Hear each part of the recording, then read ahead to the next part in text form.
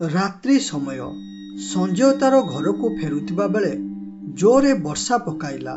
तेणु से वर्षारू रक्षा पाइबा पाई गोटिए गछ मूलरे छिड़ा होईगला। अरे बाप रे बाप, कि वर्षा रे बाबा! एते जोरे वर्षा हेबो बोली मु केबे भी भाबी नथिली। घरू बाहरिला बेले जोरे गरम सांगकू भल पाग थिला, हेले एबे हठात पागर परिवर्तन होई जोरे वर्षा पकाइला। जदि मु आसिला बेले छता नेकी आसी थांती ताहले आजि मते एपरी हैरान हेबाकू पड़ी न थांता। एबे जना नाही केतेबेले वर्षा छाड़िबो ओ मु घरकू फेरिबी। हे प्रभु, किछि गोटे करी ए वर्षा को शीघ्र बंद करो। संजय एपरी कही गछ मूलरे अपेक्षा करिबारे लागिला। आजि एते जोरे वर्षा हेउथाए सते जेपरी आकाश फाटी जाइछि। एपरी मुसळ वर्षा देखि लागुथिला सते जेपरी रातिए रातिए बन्या होइजिबो। संजय वर्षा छाड़िबाकू पाखापाखी गोटे घंटा हेबो अपेक्षा कलानी, अथच एपर्यंत वर्षा छाड़िबार ना नेउनथिला। तेणु संजय टिके चिड़िमिड़ी होई कहिला, अरे धेत तेरिकी, आजि की बेलारे घरू बाहरिथिली ओ सकाळू का मुह चाहिथिली जे मते आजि एपरी दिन देखिबाकू पड़िला। ए कला अंधार राति सांगकू ए वर्षार शब्द मोर छाती की थराई देउछि। जदि एपरी अंधार रातिरे बाघ बालू बाहरे ताहले आजि मोर शेष दिन होइजिबो। हे प्रभु, किछि गोटे करी मते एठारू मुकुलाओ प्रभु, मते एठारू मुकुलाओ। संजयर एपरी चिड़िमिड़ी आवाज रे सोईथिबा डाहाणीटी उठी पड़िला ओ देखिला गछ मूलरे गोटिए मनीष अछि। एहा देखि से बहुत खुशी होई कहिला, अरे बा रे बा, एठारे तो गोटिए मनीष अछि। मो पाखापाखि 10 वर्ष हेबो ए गछरे बंधिन अछि ओ जेबेठारू बंधिन हेलेनी सेबेठारू मनीष रक्त पीनी। जा हेउ मो भाग्य खोलीगला। आज मते मनीषर रक्त पीबाको मिलिगला। हो एबे आउ बेसी विलंब न करी जाउछि ए मनीष देहरु सबु रक्त शोषिकी पीदेबी ओ तापरे आराम रे शोइबी। डाहाणी एपरी कही सेठारू अदृश्य होईगला एवं संजय देहरे पशि जाई ता शरीर थिबा समस्त रक्त को पी देई ता देहरु बाहरी पड़िला, जहाद्वारा संजयर सेठारे मृत्यु होईगला। एवं तापरे डाहाणी खुशी होई कहिला, ओहो, कि शांति शांति शांति मिलिगला मोर आत्मा को। बहुत दिन परे आज मनीष रक्तर स्वाद चाखिले, जोंथिपाई मते बहुत आनंद मिलिला। जदि मते एपरी प्रत्येक दिन मनीषर रक्त मिल जाता ना ताहले मते बहुत मजा लगंता। हेले ए जगारे बंदिन होई रहितिबा कारणरू मु किछि भी करि पारुनी। हे शैतान देव, एबे तुमे ही किछि गोटे करी मते एठारू मुकुलाओ। मो पाटी रे मनीष रक्त लागिछि माने मु प्रत्येक दिन एपरी रक्त पीबाकू चाहूछि। एवं ता पर दिन सकाळ हेबा परे राजू नामरे गोटिए लोक तार भविष्यत को नहीं बहुत चिंतार सह गोटे जगार थाई भाबुथाए कि भविष्यत रे रोजगार पंथा किपरि ओ केमिति बाहर करिबो बोली। अरे मोर बयस आसी 30 हेलानी, अथच एपर्यंत मु किछि भी भल रोजगार रे लागी पारिली नाही। बास खाली जहा पर घरे खटिकी टंका आनुची ओ से टंका रे घर चलाइबा बहुत कष्ट हेउची। खाली खाई पी बंचिले हेबनी, बरं भविष्यत पाई किछि टंका संचित करिबा सह घर द्वार मध्य बनैबा दरकार। तेणु मते किछि निजस्व व्यापार आरंभ करिबाकू पड़िबो, नहले एपरी केते दिन आउ पर घरे खटिबी। हेले करिबी तो की व्यापार करिबी जोंथिरे मोर अनेक टंका इनकम होई परिबो एवं व्यापार मध्य समस्तक ठारू अलगा हेबा दरकार। से एपरी कहिछि कि नाही, हठात तार सांग बिजू सेठाकू आसिला एवं सेठी पहुँचीबा परे कहिला, अरे सांग, कहना काली रातिरे जे वर्षा हैला ना सेथिरे घरु गोड़ काढ़िबा कष्टकर होई जिवो। हेले मु ओ मोर दुईटी सांग काली काम करी फेरिबा बेले एई वर्षार सामना कलु, जहाद्वारा गोटिए जगार छिड़ा होई रहिलु एवं पाखापाखी 3 घंटा अपेक्षा परे जाई घर को फेरिलु। जदि सेतेबेले आम पाखरे छता थांता ना ताहले हुए तो आमे शीघ्र घरे पहुंची तांतु।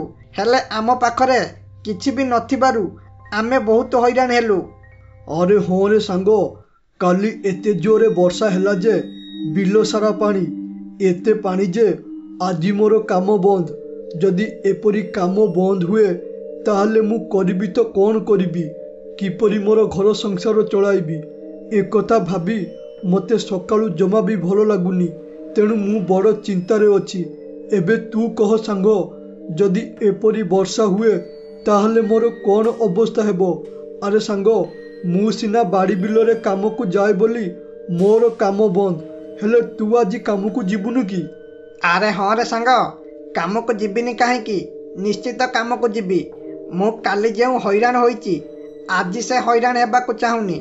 माने आज मु छता नहीं कि काम को जीवी, एवं आसिला बेले जदि वर्षा हुए ताहले आज शीघ्र घर को फेरी पारिबी। हेले तू तो जानिछु आम घर ठारू मार्केट पाखापाखि 10 किलोमीटर बाट, तेणु मो पुओ साइकेल नहीं जाइछि छता आनिबाकू। से छता आनिले मु काम को जीवी।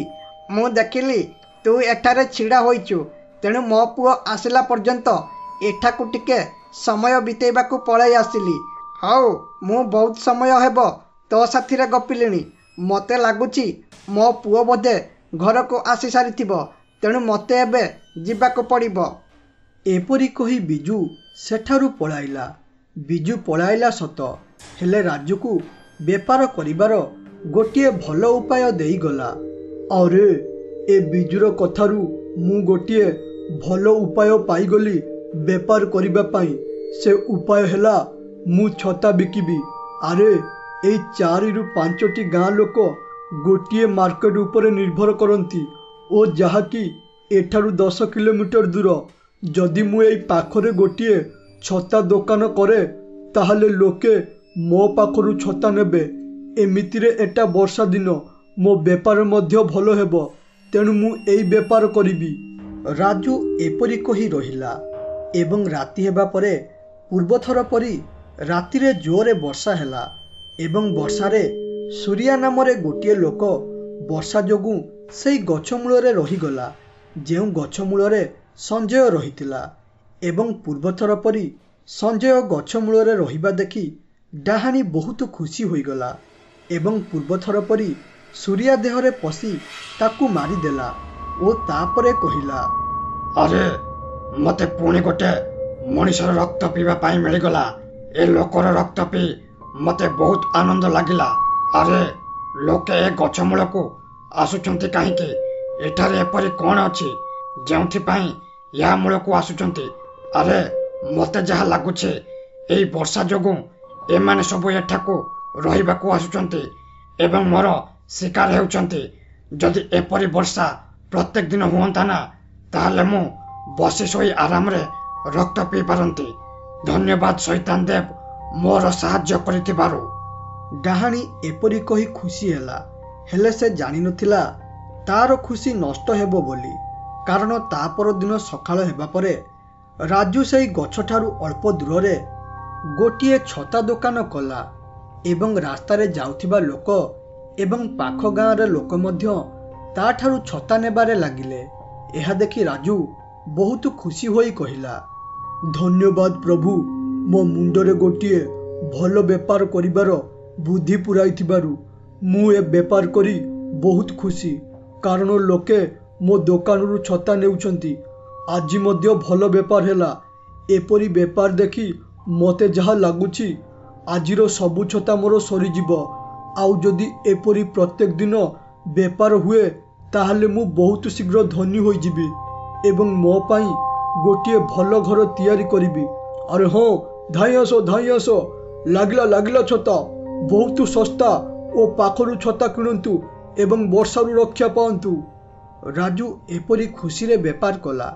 राजू परी जंगल रे बाघ ओ बिलुआ कथा हेले। अरे मामा, आउ केते दिन एपरे बसी रहिबा? वर्षा कारणरू जंगलरो सबुआडे पानी, जेउथि पाई आमे जंगलरो आर पाखकू जाई पारु नांती। आर पाखे हमकू बहुत भलो शिकार मिलुतिला, हेले एबे आमे ए पाखरे किछि भी खाइबाकू पाउ नांती। खाली जा ए चढ़ई खाई बंचुचंती। एपरी आमे ଆଉ କେତେ ଦିନ ବଞ୍ଚିବା ଓ ସେଇ ଚଢ଼େଇ ଗୁଡ଼ାକୁ ଖାଇବା। ତେଣୁ କିଛି ଗୋଟେ ରୋଜଗାର ବାଟ ବାହାର କର, ଯାହାଦ୍ୱାରା ଆମେ ଆଉ ଶିକାର ନ କରି ମଣିଷଙ୍କୁ ଟଙ୍କା ଦେଇ ଛେଳି ଗାଈ ଗୋରୁ କିଣି ଖାଇବା। ନା କଣ କହୁଛ ମାମା? ଆରେ ହଁ ରେ ବେଲୁ, ତୁ ଠିକ କହିଲୁ ରେ। ମୁଁ ବି ସେଇଆ ଭାବୁଥିଲି। ଏଇ ଦେଖୁନୁ କେତେ ସେଇ ଚଢ଼େଇକୁ ଖାଇବା। ସେଇ ଚଢ଼େଇକୁ ଖାଇ ପାଟି ଅଠା ମାରି ଯାଉଛି ଓ ତାହା ସହ ପେଟ ମଧ୍ୟ ପୁରୁନି। ତେଣୁ ଗୋଟେ କାମ କରିବା, କିଛି ବେପାର ଆରମ୍ଭ କରିବା ଚାଲ, ଯାହାଦ୍ୱାରା ଏଇ ବର୍ଷା ଦିନ ସରିବା ପର୍ଯ୍ୟନ୍ତ କମ୍ ସେ କମ୍ ଭଲରେ ତ ବଞ୍ଚିପାରିବା। ହେଲେ କରିବା ତ କଣ କରିବା, କଣ କରିବା, କଣ କରିବା? ଆରେ ହଁ ବେଲୁ, ଏ ବର୍ଷା ଦିନ ପାଇଁ ଆମେ ଚାଲ ଛତା ବେପାର କରିବା। ଏମିତିରେ ମୁଁ ଏହି ଅଳ୍ପ ଦିନ ତଳେ ଦେଖିଥିଲି ବର୍ଷା କାରଣରୁ ଲୋକେ ଛତା ନ ପାଇ ବର୍ଷାରେ ଭେଦୁଛନ୍ତି। ତେଣୁ ଚାଲ ଆମେ ଜଙ୍ଗଲ ପାଖ ରାସ୍ତାରେ ଗୋଟିଏ ଛତା ଦୋକାନ କରିବା ଓ କିଛି ଟଙ୍କା ଇନକମ୍ କରିବା। ନା କଣ କହୁଛୁ? ବାଘଠାରୁ ଏକଥା ଶୁଣି ବିଲୁଆ ବହୁତ ଖୁସି ହୋଇ କହିଲା, ଆରେ ମାମା, କି ବୁଦ୍ଧି ଦେଲ ମ ତମେ? ତମ ବୁଦ୍ଧିକୁ ତ ମାନିବାକୁ ପଡ଼ିବ। ଯଦି ଆମେ ଏପରି କଲେ ତାହେଲେ ବିଶ୍ୱାସ କର, ଆମେ ବହୁତ ଟଙ୍କା ଅଳ୍ପ ଦିନ ଭିତରେ ରୋଜଗାର କରିପାରିବା। ଏ ବର୍ଷା ଦିନକୁ ଛତା ବିକିବା ଆଇଡିଆ ବହୁତ ଭଲ ଲାଗିଲା ମାମା। ହଉ ମାମା, ଏବେ ଚାଲ ପାଖ ରାସ୍ତାକୁ ଯିବା ଏବଂ ସେଠାରେ ଜାଗା ଦେଖିକି ଆସିବା କେଉଁଠାରେ ଦୋକାନ କରିବା। ଆରେ ବେଲୁ, ସକାଳୁ ମୋର ମୁଣ୍ଡ ଘୁରାଉଛି ଯେ ଏପର୍ଯ୍ୟନ୍ତ ଭଲ ଲାଗୁନି। ତେଣୁ ଆଗକୁ ବଢ଼ିବା ପାଇଁ ମୋ ପାଖରେ ଜମା ବି ବଳ ନାହିଁ। ସେଥିପାଇଁ ଆମେ ଗୋଟେ କାମ କରିବା, ଆଜି ଜାଗା ଦେଖିବାକୁ ଯିବାନି, ବରଂ କାଲି ସକାଳେ ଜାଗା ଦେଖିବାକୁ ଯିବା। ଏମିତିରେ କାଲି ମୋର ମୁଣ୍ଡ ବିନ୍ଧା ଭଲ ହୋଇଯାଇଥିବ। ବାଘର ଏକଥାରେ ବିଲୁଆ ରାଜି ହୋଇଗଲା ଏବଂ ରାତି ହେବା ପରେ ପୁଣି ଥରେ ବର୍ଷା ହେଲା। ବର୍ଷା ହେବା ଦେଖି ଡାହାଣୀ ମନ ବହୁତ ଖୁସି ହୋଇଗଲା ଓ ସେ କହିଲା, ଆରେ ବା, ପୁଣି ଥରେ ବର୍ଷା ହେଲା, ମାନେ ଆଜି ବୋଧେ ପୁଣି ଏକ ଲୋକ ଆସିବ ଏବଂ ଏ ଗଛ ମୂଳରେ ରହିବ ଓ ତାପରେ ମୁଁ ତାକୁ ବହୁତ ଆନନ୍ଦର ସହ ଖାଇବି। ଏମିତିରେ ମୋତେ ମଧ୍ୟ ଜୋରରେ ଭୋକ ଲାଗିଲାଣି। ତେଣୁ ଯେତେ ଶୀଘ୍ର ମଣିଷ ଆସିବ ସେତେ ଭଲ। ସେ ଏତିକି କହିଛି କି ନାହିଁ, ହଠାତ୍ ଗୋଟିଏ ଲୋକ ଆସିଲା। ହେଲେ ସେ ଲୋକଟି ଗଛ ମୂଳରେ ନ ରହି ସେଠାରୁ ଆଗକୁ ବଢ଼ିବାରେ ଲାଗିଲା, କାରଣ ଆଗରେ ଛତା ଦୋକାନ ଥିଲା। ଏହା ଦେଖି ଡାହାଣୀ ବହୁତ ଆଶ୍ଚର୍ଯ୍ୟ ହୋଇ କହିଲା, ଆରେ ଇଏ କ'ଣ? ଏ ଲୋକଟା ଏଠାରେ ନ ରହି ହଠାତ୍ ଆଗକୁ ବଢ଼ିଲା କାହିଁକି? ଯିଏ ବି ଏଇ ବାଟ ଦେଇ ଯାଏ, ବର୍ଷା ହେବ ମାନେ ଏଠାରେ ବର୍ଷାରୁ ରକ୍ଷା ପାଇବା ପାଇଁ ୟା ମୂଳରେ ଛିଡ଼ା ହୁଏ। ମୁଁ ତ 2 ଦିନ ହେବ ଏଇଆ ଦେଖୁଛି ଓ ସେ ଲୋକଙ୍କର ରକ୍ତ ମଧ୍ୟ ପିଉଛି। ହେଲେ ଆଜି କଥାଟା ଓଲଟା କେମିତି ହେଲା? ଏ ଲୋକଟା ଏଠାରେ ରହିଲାନି, ବୋଧେ ସେ ଶୀଘ୍ର ଥିବ, ସେଥିପାଇଁ ଏଠାରେ ରହିଲାନି। ହଉ, ଆଉ ଏକ ମଣିଷ ଆସିବାର ଯାଉଛି, ଅପେକ୍ଷା କରିବି। ଡାହାଣୀ ଏତିକି କହିଛି କି ନାହିଁ, ହଠାତ୍ ତାର ନଜର ପଡ଼ିଲା ସେ ଲୋକଟି ଛତା ଦୋକାନରୁ ଛତା କିଣି ଆଗକୁ ବଢ଼ିବାରେ ଲାଗିଲା। ଏହା ଦେଖିବା ମାତ୍ରେ ଡାହାଣୀ ବୁଝିଗଲା କି କାହିଁକି ଏ ଲୋକ ଏଠାରେ ରହିଲା ନାହିଁ। ତେଣୁ ସେ କହିଲା, ଆରେ ତାହେଲେ କଥାଟା ଏଇଠି ରହିଛି। ଏବେ ମୁଁ ସମ୍ପୂର୍ଣ୍ଣ କଥାକୁ ଜାଣିପାରିଲି କି ଏ ଲୋକଟା ଏଠାରେ କାହିଁକି ରହିଲା ନାହିଁ। ଆରେ ଏଠାରେ ତ ଛତା ଦୋକାନ ଅଛି ବୋଲି ଏ ଲୋକଟା ଏଠାରେ ଅପେକ୍ଷା ନ କରି ଛତା କିଣିଲା ଏବଂ ଘରକୁ ଗଲା। ଯଦି ଏଠାରେ ଛତା ଦୋକାନ ନଥାନ୍ତା ତାହେଲେ ସେ ଏଠାରେ ଅପେକ୍ଷା କରିନଥାନ୍ତା। ତେଣୁ ମୋର ପ୍ରଥମ କାମ ଏ ଛତା ଦୋକାନୀକୁ ଏଠାରୁ ଉଠାଇବାକୁ ପଡ଼ିବ, ନହେଲେ ଏଟା ମୋ ରାସ୍ତାରେ କଣ୍ଟା ସାଜିବ। ହେଲେ ୟାକୁ ଉଠାଇବି ତ ଉଠାଇବି କିପରି? କାରଣ ମୁଁ ଏଠାରେ ବନ୍ଦିନ। ଯଦି ମୁଁ ମୁକ୍ତ ହୋଇଥାନ୍ତି ତାହେଲେ ଏ ଲୋକଟାକୁ ଏଇଠାରେ ମାରି ତାର ରକ୍ତକୁ ପିଇ ଦେଇଥାନ୍ତେ, ଯାହାଦ୍ୱାରା ସେ ଆଉ ଏଠାରେ ଛତା ଦୋକାନ କରିପାରିନଥାନ୍ତା। ହେଲେ ଏବେ ମୋ ପାଖରେ ଆଉ କିଛି ବି ଉପାୟ ନାହିଁ। ତେଣୁ ମୋତେ ମୋର ଭାଗ୍ୟକୁ ନିନ୍ଦିକି ରହିବାକୁ ପଡ଼ିବ। ଡାହାଣୀ ଏପରି ମନ ଦୁଃଖ କରି ରହିଲା ଏବଂ ତା ପରଦିନ ସକାଳ ହେବା ପରେ ବିଲୁଆ ଓ ବାଘ ଜାଗା ଦେଖିବାକୁ ଆସିଲେ ଏବଂ ସେ ଜାଗା ଉପରେ ପହଞ୍ଚି ଦେଖିଲେ ପ୍ରଥମରୁ ହିଁ କିଏ ଏକ ଛତା ଦୋକାନ କରିଦେଇଛି। ଏହା ଦେଖି 2 ଜଣଙ୍କ ମନ ବହୁତ ଦୁଃଖ ହୋଇଗଲା। ତେଣୁ ବିଲୁଆ କହିଲା, ଆଜ୍ଞା ମାମା, ଇଏ କ'ଣ? ଏଠାରେ ତ ଗୋଟିଏ ଲୋକ ଆଗରୁ ହିଁ ଛତା ଦୋକାନ କରିଛି। ଯଦି ଆମେ ଏଠାରେ ଦୋକାନ କରନ୍ତି ତାହେଲେ ଲୋକେ ସେଠାରୁ କିଣିବେ ଓ ଆମଠାରୁ କିଣିବେ ନାହିଁ, କାରଣ ଆମେ ହେଲେ ଜଙ୍ଗଲର ପଶୁ। ଓ ଏହା ଛଡ଼ା ଆମେ ଯଦି ଏଠାରେ ଦୋକାନ କରୁ ତାହେଲେ ଆମର କିଛି ବି ଫାଇଦା ହେବ ନାହିଁ। ତେଣୁ ଏଠାରେ ଦୋକାନ କରି କିଛି ବି ଲାଭ ନାହିଁ। ଯଦି ଆମେ ୟାକୁ ଏଠାରୁ ଉଠାଇ ଦିଅନ୍ତେ ତାହେଲେ ଆମର କାମ ହୋଇପାରନ୍ତା। ହେଲେ ଆମେ ହେଲେ ପଶୁ, ଆମେ ଅବା ଏ ମଣିଷର କ'ଣ କରିପାରିବା? ତେଣୁ ଆମେ ବେପାର କଥାଟା ଭୁଲିଯିବା ହିଁ ଭଲ ହେବ। ବିଲୁଆ କଥା ଶୁଣି ହଠାତ୍ ସେଠାରେ ଡାହାଣୀ ପ୍ରକଟ ହେଲା। ଡାହାଣୀକୁ ଦେଖି ଦୁହେଁ ବହୁ ଜୋରେ ଡରିଗଲେ। ତେଣୁ ଡରି ଡରି ବିଲୁଆ କହିଲା, ଆରେ ଡାହାଣୀ, ଏ ଡାହାଣୀ, ଆମକୁ ଛାଡ଼ିଦେ ଓ ଏଠାରୁ ଯିବାକୁ ଦେ। ଆମକୁ ଖାନା। ଯଦି ପାରୁଛୁ ଆଗରେ ଗୋଟିଏ ଲୋକ ଛତା ବିକୁଛି, ତାକୁ ଖାଇଦେ, କାରଣ ମଣିଷ ମାଂସ ଖାଇବାକୁ ଭଲ। ଆମ ଦୁହିଁକୁ ଖାଇ କିଛି ଲାଭ ପାଇବୁ ନାହୁଁ। ତେଣୁ ଭଲ ହେବ ତୁ ସେ ମଣିଷକୁ ଖାଇ ଆମକୁ ଛାଡ଼ିଦେ। ଆରେ ବିଲୁଆ ଓ ବାଘ, ତମେ ଦୁଇଟା ମତେ ଦେଖି ଡରନି, କାରଣ ମୁଁ ତୁମ ଦୁଇଟାଙ୍କର କିଛି ବି କ୍ଷତି କରିବି ନାହିଁ। ବରଂ ମୁଁ ଏଠାକୁ ଆସିଛି ତୁମ ଦୁଇ ଜଣଙ୍କର ସାହାଯ୍ୟ କରିବା ପାଇଁ। ଆଉ ରହିଲା ଏ ମଣିଷକୁ ଖାଇବା କଥା, ତୁମେ ଦୁଇଟା ଯଦି ମୋର ସାହାଯ୍ୟ କରିବ ତାହେଲେ ମୁଁ ଏ ମଣିଷକୁ ଖାଇବା ସହ ତୁମର ସାହାଯ୍ୟ ମଧ୍ୟ କରିପାରିବି, ଯାହାଦ୍ୱାରା ତୁମେ ଏଠାରେ ଛତା ଦୋକାନ କରିପାରିବ। ଏହା ଶୁଣି ଦୁହିଁଙ୍କ ମନ ପୁରା ଖୁସି ହୋଇଗଲା ଓ ତାପରେ ବିଲୁଆ କହିଲା, ଆରେ ଏ ଡାହାଣୀ, ଏମିତି ଆମେ ଦୁଇ ଜଣ ତୋର କି ସାହାଯ୍ୟ କରିବୁ, ଯାହାଦ୍ୱାରା ତୁ ଏ ମଣିଷକୁ ମାରି ଆମକୁ ସାହାଯ୍ୟ କରିବା କଥା କହୁଛୁ? ଆଗେ ତୁ ସେ ସାହାଯ୍ୟ କ'ଣ ଦରକାର କହ ଓ ତାପରେ ଯାଇ ଆମେ ତୋର ସାହାଯ୍ୟ କରିବା କଥା ଭାବିବୁ। ଆରେ ବିଲୁଆ ଦେଖ, ମୋ ଗଛରେ ଗୋଟିଏ କଣ୍ଟା ବାଡ଼ା ଯାଇଛି, ଯାହାକୁ ଏକ ବାବା ଏଇଠାରେ ବାଡ଼ାଇଛି। ଯେତେ ପର୍ଯ୍ୟନ୍ତ ଏ କଣ୍ଟା ଏ ଗଛରେ ଥିବ ସେତେ ପର୍ଯ୍ୟନ୍ତ ମୁଁ ଏଠାରେ ବନ୍ଦିନ ହୋଇ ରହିବେ। ଯଦି ତମେ ଦୁଇଟା ଏ କଣ୍ଟାକୁ ବାହାର କରିଦେବ ତାହେଲେ ମୁଁ ଯାଇ ଏଠାରୁ ଆଜାଦ ହେବି ଓ ତାପରେ ଯାଇ ଏ ଲୋକଟାକୁ ମାରିପାରିବି ଓ ତାପରେ ତମେ ଦୁଇଟା ଏଇଠାରେ ଦୋକାନ କରିପାରିବ। ମୁଁ ଏ କଣ୍ଟାକୁ କାଢ଼ିବାକୁ ଚେଷ୍ଟା କରିଥିଲେ, ହେଲେ ଯେହେତୁ ମୁଁ ଏଠାରୁ ବନ୍ଦିନ, ତେଣୁ ଏହାକୁ କାଢ଼ିବା ମୋ ଦ୍ୱାରା ସମ୍ଭବ ନୁହଁ। ଏହା ଶୁଣିବା ମାତ୍ରେ ବିଲୁଆ ସଙ୍ଗେ ସଙ୍ଗେ ଗଛରେ ଲାଗିଥିବା କଣ୍ଟାକୁ କାଢ଼ିଦେଲା ଓ ଯାହାଦ୍ୱାରା ଡାହାଣୀ ଆଜାଦ ହୋଇ କହିଲା, ଧନ୍ୟବାଦ ବିଲୁଆ, ମୁଁ ପାଖାପାଖି ଏଠାରେ 10 ବର୍ଷ ହେବ ବନ୍ଦିନ ଥିଲି, ଯାହାଦ୍ୱାରା ମୁଁ ମଣିଷର ରକ୍ତ ପିଇ ପାରୁନଥିଲି ଓ ଯିଏ ବି ଏଇ ଗଛ ମୂଳକୁ ଆସେ ମୁଁ କେବଳ ତାର ରକ୍ତ ପିଏ। ହେଲେ ଏବେ ମୋତେ କାହାର ଅପେକ୍ଷା କରିବାକୁ ପଡ଼ିବନି। ଏବେ ଯୁଆଡ଼େ ମୁଁ ଚାହିଁବି ସିଆଡ଼େ ଯାଇ ମଣିଷ ରକ୍ତ ପିଇ ପାରିବି। ଡାହାଣୀ ଏପରି କହି ରାଜୁ ଦେହରେ ପଶି ତାକୁ ମାରିଦେଲା ଓ ଏହା ଦେଖି ବିଲୁଆ ଓ ବାଘ ବହୁତ ଖୁସି ହେଲେ ଏବଂ ରାତି ହେବା ପରେ ରାଜୁ ଗୋଟିଏ ଭୂତର ପରିଣତ ହୋଇଗଲା ଓ ତାପରେ ସର୍ବପ୍ରଥମେ ତାର ଦୋକାନ ପାଖରେ ଥିବା ବାଘ ଓ ବିଲୁଆକୁ ମାରି କହିଲା, ହଇରେ ମୂର୍ଖ ବିଲୁଆ ଓ ବାଘ, ମୋତେ ତୁମେ ଦୁଇ ଜଣ ଷଡ଼ଯନ୍ତ୍ର କରି ମାରିଦେଲ, ଯାହାଦ୍ୱାରା ମୁଁ ଭୂତ ହେଲି। ଏହାର ପରିଣାମ କେବଳ ତମ ଦୁଇଟାଙ୍କର ମୃତ୍ୟୁ ଥିଲା, ଯାହାକୁ ମୁଁ ପୂରଣ କରିଦେଲି। ଏବେ ବାସ୍ ସେ ଡାହାଣୀର ପାଳି। ଯେତେ ପର୍ଯ୍ୟନ୍ତ ସେ ଡାହାଣୀକୁ ନ ମାରିଛି ସେତେ ପର୍ଯ୍ୟନ୍ତ ମୋତେ ଶାନ୍ତି ମିଳିବ ନାହିଁ। ଆଗେ ସେ ଡାହାଣୀକୁ ମାରିବି ଓ ତାପରେ ଯାଇ ଯେଉଁ କାର୍ଯ୍ୟ କରିବା କଥା କରିବି। ଭୂତ ଏପରି କହି ସେଠାରୁ ଅଦୃଶ୍ୟ ହୋଇଗଲା ଏବଂ ନିଜର ଶକ୍ତି ମାଧ୍ୟମରେ ଜାଣିପାରିଲା ଡାହାଣୀ କେଉଁଠାରେ ଅଛି ବୋଲି ଏବଂ ତାପରେ ସେ ଡାହାଣୀ ପାଖରେ ପ୍ରକଟ ହୋଇ ଡାହାଣୀକୁ ମାରିଦେଲା ଓ ତାପରେ ତାର ଆତ୍ମାକୁ ଶାନ୍ତି ମିଳିଲା। ଏପରି ଭାବେ ଭୂତ ଡାହାଣୀଠାରୁ ତାର ପ୍ରତିଶୋଧ ପୂରଣ କଲା।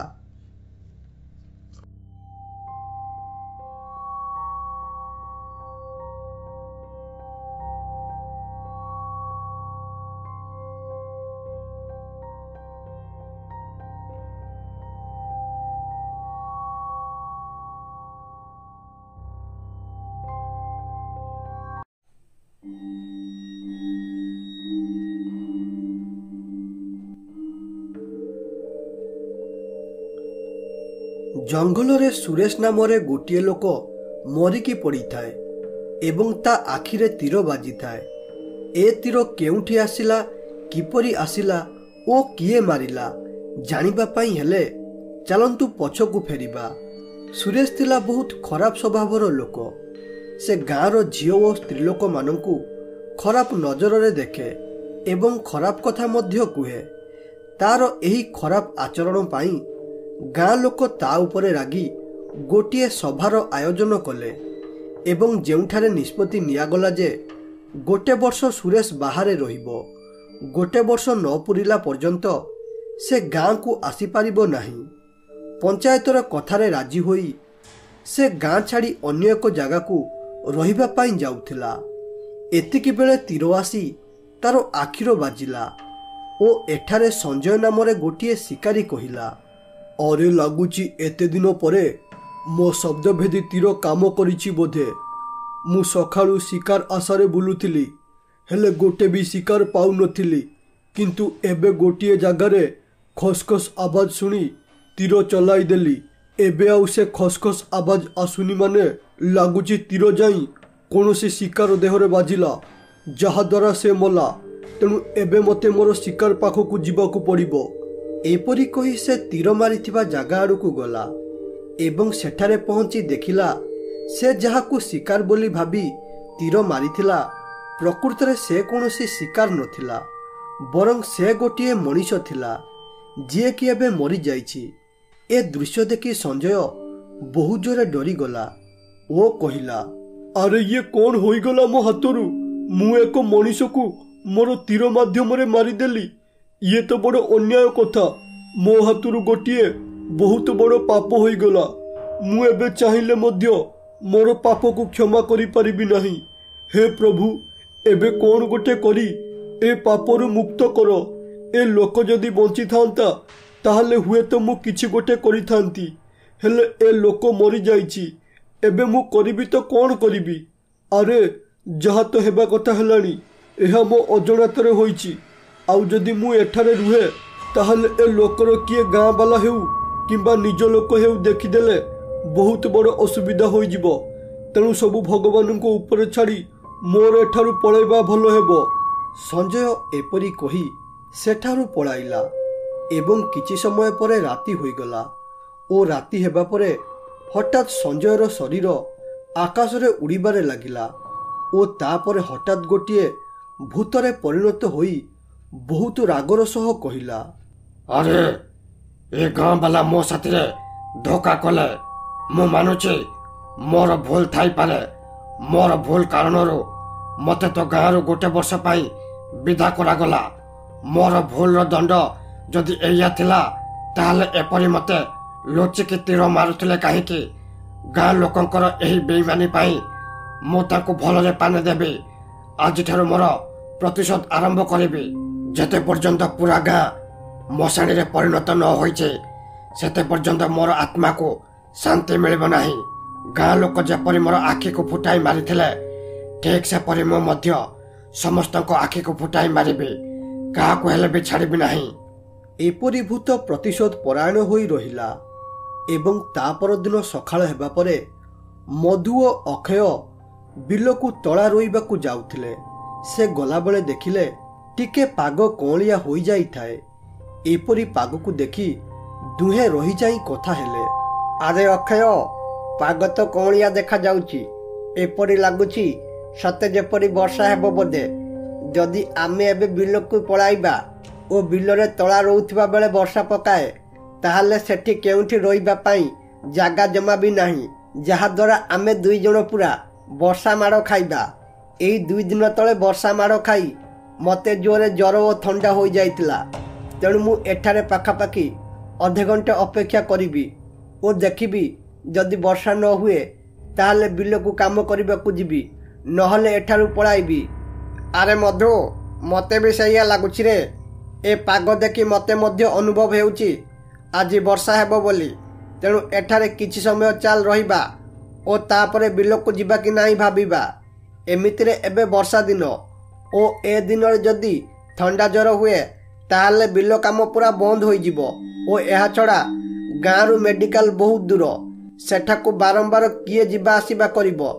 2 ଜଣ ଏପରି ଛିଡ଼ା ହୋଇ ବର୍ଷା କାଳ ହେବ ଅପେକ୍ଷା କରିବାରେ ଲାଗିଲେ। ଅପେକ୍ଷା କରୁଥିବା ବେଳେ ଛିଡ଼ା ହୋଇ ହୋଇ ବିରକ୍ତ ଲାଗିବା କାରଣରୁ ଅକ୍ଷୟ ସମୟ କାଟିବା ପାଇଁ ମଧୁକୁ ପଚାରିଲା। ଆରେ ମଧୁ, ଆମେ ସିନା ସୁରେଶକୁ ଗାଁରୁ ବର୍ଷେ ପାଇଁ ବିଦା କରିଦେଲେ, ହେଲେ ଥରେ ଭାବିଲୁ ସେ କେଉଁଠାରେ ରହୁଛି ଏବେ ଓ କିପରି ରହୁଛି।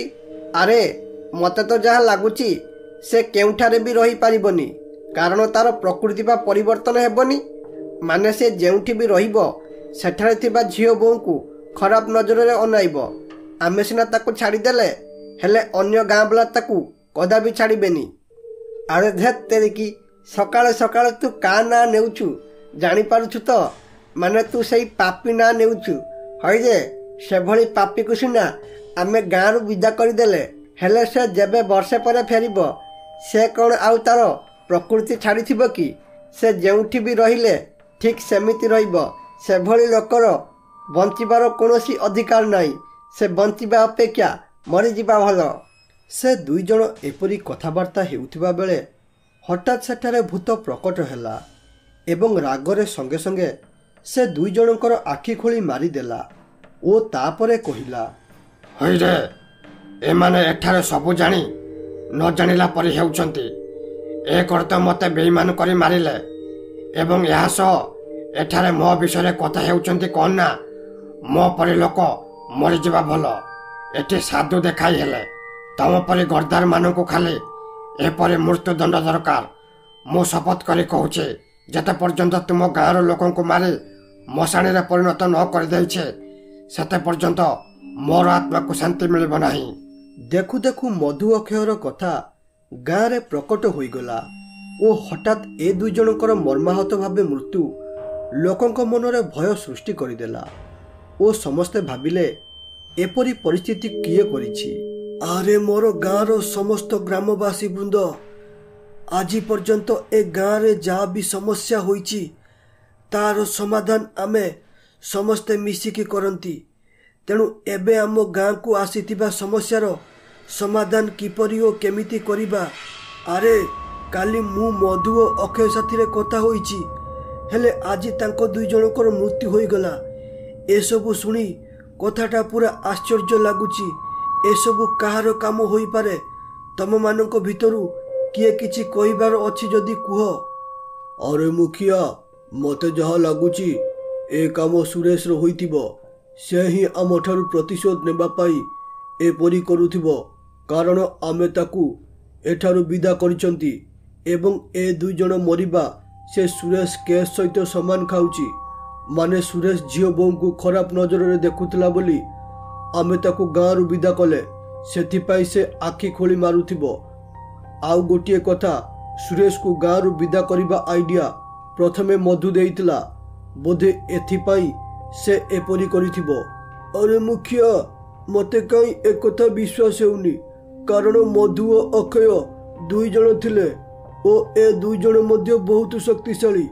ଏ ଦୁଇଜଣ ଚାହିଁଲେ ମରାମରିରେ ଚାରିଜଣଙ୍କୁ ଅଟକାଇ ଦେବେ ଓ ସୁରେଶ ଥିଲା ଏକଲା। ସେ ଏକଲା ଏପରି ଦୁଇଜଣଙ୍କ ଆଖିକି ଖୋଳିକି ମାରିବା କଥାଟା ମୋତେ ଜମା ବି ବିଶ୍ୱାସ ହେଉନି। ତେଣୁ ୟା ପଛରେ କିଛି ଅନ୍ୟ ଏକ ରାଜ ଲୁଚିକି ରହିଥାଇପାରେ। ତେଣୁ ଏମିତି ସୁରେଶକୁ ଅଜଣାରେ ଦୋଷ ଦେବାଟା ମୋତେ ଜମା ବି ଠିକ୍ ଲାଗୁନି। ଆରେ ତୁମ ଦୁଇଜଣ ଯେଉଁ ମତ ରଖିଲ ସେ ମତକୁ ଦେଖିବାକୁ ଗଲେ ଦୁଇଜଣ ପୁରା ଠିକ୍ କହୁଛ। ତେଣୁ ଦୁଇଜଣଙ୍କ କଥାକୁ କାଟିବା ସମ୍ଭବ ନୁହଁ। ଏପରି କିଏ ମାରିଲା, କାହିଁକି ମାରିଲା ଓ କ'ଣ ପାଇଁ ମାରିଲା ଏ ବିଷୟରେ ଆମେ କେହି ବି କିଛି ଜାଣିନାହାନ୍ତି ଓ ଏହା ମଧ୍ୟ ଜାଣିନାହାନ୍ତି ଆଗକୁ ଆମ ଗାଁରେ କାହାର ମୃତ୍ୟୁ ଘଟିବ। ତେଣୁ ଏଇ କିଛି ଦିନ ସମସ୍ତେ ଗାଁରୁ ବାହାରିବାକୁ ଚେଷ୍ଟା କରନା ଏବଂ ଏହା ଛଡ଼ା ରାତିରେ ମଧ୍ୟ ଘରୁ ବାହାରନା। ଯେତେବେଳେ ମାହୋଲ ଠିକ୍ ହେବ ମୁଁ ଗୋଟିଏ ସଭା ବସାଇ ସମସ୍ତଙ୍କୁ କହିବି କେତେବେଳେ ଘରୁ ବାହାରିବ ବୋଲି। ତେଣୁ ଏବେ ନିଜେ ସୁରକ୍ଷିତ ରହିବା ସହ ନିଜ ପରିବାରକୁ ମଧ୍ୟ ସୁରକ୍ଷିତ ରଖ। ମୁଖିଆଙ୍କର କଥା ସମସ୍ତେ ମାନିଲେ ଏବଂ କିଛି ଦିନ ସକାଳେ ଏବଂ ରାତିରେ କେହି ବି ଘରୁ ବାହାରିଲେ ନାହିଁ, ଯାହାଦ୍ୱାରା ସମସ୍ତଙ୍କୁ ଲାଗିଲା ବିପଦ ଏବେ ଟଳିଗଲା ବୋଲି। ହେଲେ ସେ ଜାଣିନଥିଲେ ଏବେ ପ୍ରକୃତ ବିପଦ ଆରମ୍ଭ ହେଲା ବୋଲି। ମାନେ ସୁରେଶ ହେଉଛି ସେଇ ଗାଁର ଲୋକ। ତେଣୁ ସେ ଜାଣିଥିଲା ଗାଁରେ କାହାର ଜୀବନ ଗଲେ ସର୍ବପ୍ରଥମେ ସେମାନେ ଗୋଟିଏ ସଭା ବସାଇ ଲୋକଙ୍କୁ ବାହାରକୁ ବାହାରିବା ପାଇଁ ମନା କରିବେ ବୋଲି। ଏସବୁ ଜାଣି ସୁରେଶ ମଧ୍ୟ କିଛି ଦିନ ଚୁପ୍ ରହିଲା ଓ ସେ ମନରେ ଭାବି ଦେଇଥିଲା ଯେବେ ବି ଗାଁ ଲୋକ ଘରୁ ବାହାରିବେ ସେତେବେଳେ ତାଙ୍କୁ ମାରିବେ ବୋଲି। କିଛି ଦିନ ପରେ ସମସ୍ତଙ୍କୁ ଘରୁ ବାହାରକୁ ବାହାରିବା ପାଇଁ ଅନୁମତି ମିଳିଲା। ତେଣୁ କ୍ଷେତକୁ ବହୁତ ଦିନ ହେବ ଆସିନଥିବା ହରି ତାର କ୍ଷେତରେ ପହଞ୍ଚିଗଲା ଓ ତାର କ୍ଷେତକୁ ଦେଖି ବହୁତ ଭାବବିହ୍ୱଳ ହୋଇ କହିଲା, ଆଲୋ ମୋର କ୍ଷେତ, ମୋର ଅନ୍ନଦାତା ମା ଲକ୍ଷ୍ମୀ, ତତେ ମୁଁ ବହୁତ ଦିନ ହେବ ଦେଖିନି ଏବଂ ତୋ କଥା ଭାବି ଭାବି ମୋତେ ଜମା ବି ନିଦ ହେଉନଥିଲା। ମୁଁ ବାସ୍ ଖାଲି ତୋରି କଥା ଭାବୁଥିଲି ଓ ମୋ ମନକୁ ଖାଲି ପାପ ଛୁଉଁଥିଲା କି ତୁ ଠିକ୍ ଅଛୁ ତ ଓ ମୋର ଚାଷ ଠିକ୍ ଅଛି ତ। ସେ ପାପୀ ସୁରେଶ ଆମ ଗାଁରୁ ଯିବା ଦିନରୁ ସବୁ ଏପରି ଅଘଟଣା ଘଟୁଛି। ତେଣୁ ସେପରିକା ଲୋକ ଆମ ଗାଁ ପାଇଁ କଳଙ୍କ। ସେ ଜନ୍ମ ହେବା ଆଗରୁ ମରିଗଲାନି କାହିଁକି ଯେ ଜନ୍ମ ହୋଇ ଆମ ଗାଁକୁ ଏପରି କଷ୍ଟ ଦେଉଛି। ତା ପାଇଁ ଆଜି ମୁଁ ମୋର କ୍ଷେତଠାରୁ ଏତେ ଦିନ ହେବ ଦୂରରେ ରହିଲି। ଯାହା ହେଉ ଭଗବାନଙ୍କ ଦୟାରୁ ମୋର କ୍ଷେତ କିଛି ବି ହୋଇନି। ଯଦି କିଛି ହୋଇଥାନ୍ତା ତାହେଲେ ମୁଁ ବଞ୍ଚି ଥାଉ ଥାଉ ମରିଯାଇଥାନ୍ତି। ହଉ ଏବେ ଆଉ ବିଳମ୍ବ ନକରି ଯାଉଛି ମୋର କ୍ଷେତ କାମ କରିବି। ସେ ଏପରି କହିଛି କି ନାହିଁ ହଠାତ୍ ସେଠାରେ ସୁରେଶର ଭୂତ ପ୍ରକଟ ହେଲା ଓ ତାପରେ କହିଲା, ହଇରେ ହରି, ଏଇ ଟିକିଏ ପୂର୍ବରୁ ତୁ ମୋ ବିଷୟରେ କ'ଣ କହୁଥିଲୁ? ମୁଁ ଜନ୍ମ ହେବା ଆଗରୁ ମରିଯିବା ଭଲ।